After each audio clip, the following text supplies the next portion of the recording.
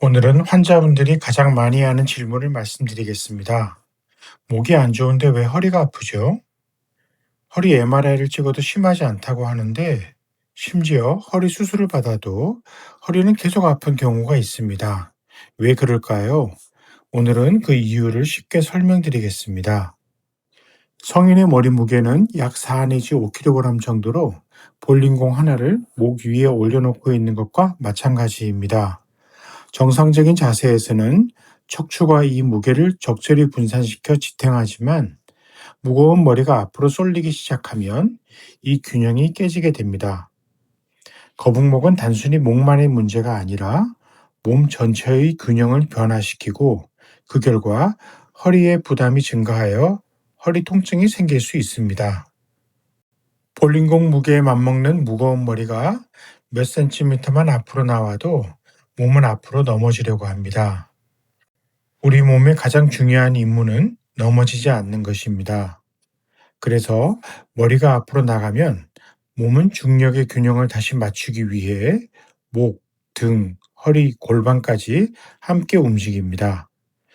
균형을 잡기 위해 멀쩡하던 곳에 부적절한 힘이 실리게 됩니다. 이것을 보상작용이라고 합니다. 거북목은 목만 변하는 것이 아닙니다. 등이 둥그러지고 골반의 위치도 변하며 결국 허리가 그 부담을 떠안게 됩니다. 거북목이라고 모든 사람이 같은 패턴의 변화를 보이는 것은 아니지만 무게중심이 앞으로 이동하면 우리 몸은 일자 형태를 유지하기 위하여 골반이 앞으로 기울게 됩니다. 이러한 척추와 골반의 변화는 무릎과 발목까지 문제를 일으킬 수 있습니다. 거북목, 전방머리 자세로 인해 경추와 흉추의 정렬이 무너지면 신체 중심을 잡기 위해 요추와 골반 주변 근육들이 과도한 스트레스를 받게 됩니다. 특히 상체의 무게중심이 앞으로 쏠리는 것을 막기 위해 후방 사슬 근육들과 골반 안정화 근육들이 지속적으로 긴장하면서 경직이 잘 발생합니다. 몸이 앞으로 넘어지지 않도록 허리, 엉덩이, 허벅지 뒤쪽, 그리고 종아리까지 하루 종일 버티게 됩니다. 이렇게 후방 사슬 근육들이 계속 긴장하면 밤에 다리에 쥐가 잘 나는 원인이 될 수 있습니다. 물론 탈수나 전해질 이상 같은 다른 원인도 있지만 자세로 인한 지속적인 근육 피로도 하나의 원인이 될 수 있습니다. 전방 머리 자세가 지속되면 머리의 무게중심이 몸의 앞쪽으로 이동합니다. 우리 몸은 넘어지지 않기 위해 척추 전체의 정렬을 바꾸며 균형을 유지하려고 합니다. 이 과정에서 경추뿐 아니라 흉추, 요추, 골반까지 연쇄적인 보상이 일어나게 됩니다. 그 결과 허리와 골반 주변의 근육들은 몸통을 지탱하기 위해 평소보다 더 많은 일을 하게 되고 시간이 지나면서 피로와 긴장이 축적될 수 있습니다. 여기에 횡격막도 중요한 역할을 합니다. 거북목이 심해지면 흉곽의 움직임이 감소하고 호흡이 얕아지는 경우가 많습니다. 횡격막은 호흡뿐 아니라 몸통을 안정시키는 핵심 근육이기 때문에 횡격막의 움직임이 감소하면 허리 주변 근육들이 이를 보상하기 위해 더 많이 긴장하게 됩니다. 즉, 거북목이 허리까지 아프게 만드는 이유는 우리 몸의 여러 부위들이 연쇄적으로 반응하도록 소위 하나의 팀을 이루고 있기 때문입니다. 우리는 무거운 물건을 들기 전에 심호흡을 하고 미리 배에 힘을 넣습니다. 왜 그렇게 할까요? 물건을 들다가 숨이 딱 멎을 만큼 허리가 아팠던 경험, 혹시 디스크가 터진 것일까요? 우리 몸의 힘 전달 체계는 몸통을 천정, 바닥, 앞벽, 뒷벽으로 감싸 안는 압력 용기처럼 척추를 보호하는데 횡격막은 바로 뚜껑에 해당됩니다. 횡격막의 움직임이 충분하지 않으면 몸통 안정성이 떨어지고 허리 주변 근육들이 더 많이 일하게 됩니다. 그 결과 허리 통증이 생길 수 있습니다. 움직이는 것과 버티는 것은 다릅니다. 근육은 원래 잘 움직이기 위해 만들어졌지 오랫동안 버티기 위해 만들어진 것이 아닙니다. 허리는 움직이라고 있는 것입니다. 버티라고 있는 것이 아닙니다. 팔을 앞으로 뻗고 무거운 물건을 들어보십시오. 일부는 괜찮습니다. 하지만 10분은 힘듭니다. 근육은 움직이는 데는 강하지만 버티는 데는 약합니다. 허리도 마찬가지입니다. 팔을 쭉 뻗고 5kg짜리 볼링공을 10분만 들고 있어 보십시오. 허리가 금방 뻐근해집니다. 배에 힘이 잔뜩 들어가고 숨쉬기도 힘들어집니다. 앞서 말씀드렸던 압력 용기 시스템의 과부하가 걸리는 것입니다. 거북목의 원리도 비슷합니다.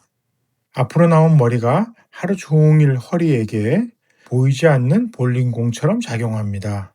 차이는 볼링공은 내려놓을 수 있지만 머리는 하루 종일 들고 있어야 한다는 점입니다. 허리가 아프다고 해서 모두 디스크나 협착증 때문은 아닙니다. 실제로 많은 허리 통증은 근육과 인대, 근막 등 연부 조직에서 발생합니다. 요통의 약 80%는 근육이나 근막, 인대 손상이며 요추협착증과 허리 디스크 같은 질환이 원인인 경우는 불과 10 내지 15% 정도입니다. 그러나 환자분들은 MRI만 보게 됩니다. 사실 협착증은 나이가 들거나 육체 노동을 많이 할수록 퇴행성 변화로 흔히 나타날 수 있으며 이것이 허리 통증으로 반드시 연결되는 것은 아닙니다. 문제는 요추 척추관 협착증 자체가 있다 없다가 아닙니다. 그보다 협착증으로 인해 요추 신경이 현재 압박을 받고 있는 상황이냐 아니냐를 보아야 합니다. 왜냐하면 협착증이 있더라도 신경 압박은 심하지 않은 경우도 많기 때문입니다. 많은 경우에 있어 허리 통증은 근육의 과로, 근막의 긴장, 자세나 생체 역학적 움직임의 불균형 때문에 발생합니다. 얼마 전에 제가 본 환자입니다. 오른쪽 허리가 묵직하고 다리가 저린다는 증상으로 여러 병원을 전전하다 오셨습니다. 허리 MRI가 정상이었는데 실제 원인은 큰 신장 낭종이었습니다. 신장 낭종 내부의 물을 주사기로 빼자마자 바로 허리와 다리가 가볍다고 하였습니다. 이처럼 허리 통증을 일으킬 수 있는 요소는 다양하게 있을 수 있습니다. 좋은 자세는 어깨나 허리로 집중되는 힘을 적절히 분산하여 근육의 부담을 감소시키고 허리를 편안하게 합니다. 그림에서처럼 목을 세우고 편안히 앉아 있는 여성이 있습니다. 그런데 이 여성이 만약 목을 앞으로 빼고 핸드폰에 집중하면 어떻게 될까요? 허리만 치료한다고 원인이 해결되는 것은 아닙니다. 목, 등, 호흡, 골반을 포함한 몸 전체가 함께 좋아져야 허리도 편안할 수 있습니다.